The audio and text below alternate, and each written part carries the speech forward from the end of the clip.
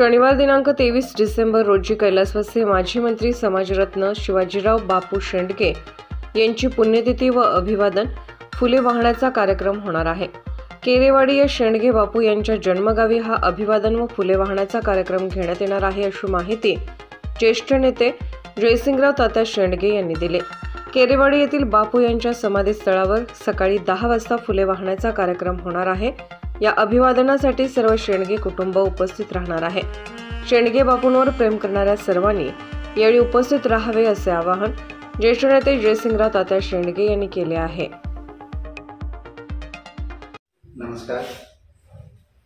मी जयसिंगराव शेंडगे, कैलासवासी शिवाजी बापू शेंडगे यांचं 22वे पुण्यस्मरण 23 डिसेंबर 2023 रोजी केरेवाडी येथे त्यांच्या समाधीस्थळावर आयोजित केलेले आहे। त्यासाठी महाराष्ट्रातील तमाम शेंडगे बापूंवर प्रेम करणाऱ्या जनतेला मी प्रेमपूर्वक आवाहन करतो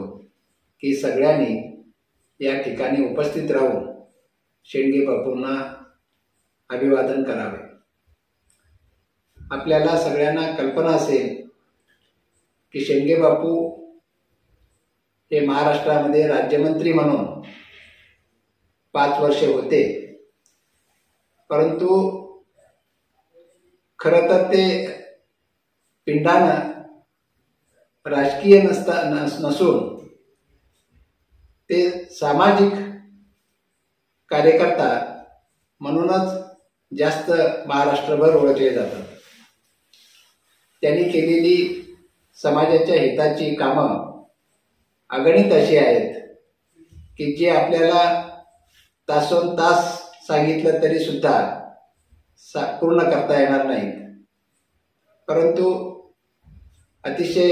गरीब कुटुंबात जन्माला येऊन आपलं नशीब आजमावण्यासाठी केरेवाडी सारख्या एका दुष्काळी गावातून मुंबईमध्ये जाऊन स्वतःच्या कर्तृत्वावर केवळ स्वतःच पोट भरणं ही त्यांच्या समोरची समस्या नव्हती, तर ज्या दुष्काळी भागातून मी मुंबईत आलो, जसं मला माझं गाव सोडून मुंबईमध्ये माझ्या पोटापाण्याचा प्रश्न मिटवण्यासाठी यावं लागलं, असेच माझ्यासारखे लाखो माझे बांधव केवळ धनगर समाजातीलच नव्हे तर दुष्काळी भागातून जे लोक आहेत त्या सगळ्यांचा जीवन मरणाचा प्रश्न मुंबईसारख्या शहरामध्ये मिटावं आणि त्यांना चांगल्या प्रकारचं जीवनमान व्यतीत करता यावं, त्यांचा दुष्काळी भागातील त्यांचं होणारं हाल ते आपल्याला कसं मिटवता येईल आणि त्यांना एक चांगल्या स्वतःच्या पायावर एक चांगला नागरिक म्हणून त्यांचं सगळं कुटुंब कसं उभं करता येईल या दृष्टीने त्यांनी प्रयत्न केला आणि त्याचाच परिपाक म्हणून कवठेमंकाळ विधानसभा मतदारसंघातील त्यावेळच्या जनतेनं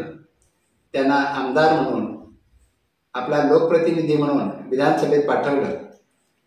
आणि त्यावेळचे मुख्यमंत्री माननीय शरद पवार साहेबांनी त्यांना मंत्रिपदाची संधी देऊन त्यांना काम करण्यासाठी एक नवीन दालन चालू केलं आणि त्या संधीचा पुरेपूर वापर करून शेंडगे बापूंनी ज्या समाजामधून आपण जन्माला आलो त्या समाजाचं काही देणं लागतो आणि त्यासाठी त्या समाजाचा विकास व्हावा। एक मागासलेला समाज, मेंढपाळी करणारा समाज, रानावानात माळरानावर भटकंती करणारा समाज, त्या समाजाला चांगले दिवस यावेत आणि म्हणून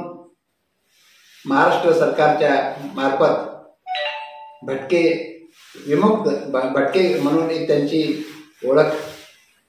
किंवा त्यांना शासनामार्फत सवलत मिळवून दिली आणि त्याचा खूप चांगला फायदा महाराष्ट्रातील समाजाला आजही होतोय आणि त्यामुळं समाजातील युवक युवती वेगवेगळ्या विभागामध्ये आपलं कौशल्य दाखवून आपलं नैपुण्य दाखवून वेगवेगळ्या क्षेत्रामध्ये नाव कमवत आहेत आणि त्याच्या माध्यमातून स्वतःचं आणि समाजाचं सुद्धा कल्याण होतंय, त्यात केवळ श्रेय शेंडगे बापूंचं आहे. आणि म्हणून त्यांनी केलेल्या समाजावरील या उपकाराची जाण ठेवून युवक वर्ग असो, महिला वर्ग असो किंवा माझे वडीलधारी मंडळी असोत, या सगळ्यांनीच शेंडगे बापूंना अभिवादन करण्यासाठी केरेवाडी येथे मोठ्या संख्येनं 23 डिसेंबर रोजी उपस्थित राहावे अशी मी प्रेमपूर्वक सगळ्यांना आवाहन करतो.